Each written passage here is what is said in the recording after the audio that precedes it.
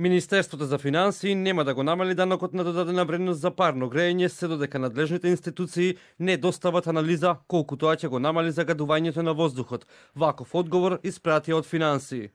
Во Министерството за финансии се очекува анализа од надлежните институции за очекуваните резултати во поглед на намалување на аерозагадувањето со спроведување на мерката.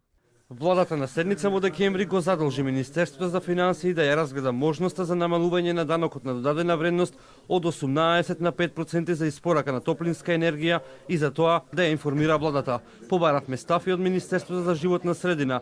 Дали и кога ќе достават анализа до Министерството за финансии? Одговор не добивме. Од влада пак вела дека имплементацијата на планот има временска рамка од 2 години. Владата на 107-та седница го усвои планот за чист воздух, кој што има временска имплементација од 2 години. Една од мерките содржана во планот е и оваа за која зборувате, намалување на ДДВ-то, и таа мерка ќе биде како составен дел од планот. Незината можна имплементација ќе се случи во дадениот период од 2 години, по претходни подготовки и анализи кои треба да ја покажат целесходноста од истата. Ваквата мерка владата ја презентираше во планот за чист воздух со цел да се влијае на граѓаните да се приклучат на парно грејење за да се влијае на намалување на аерозагадувањето.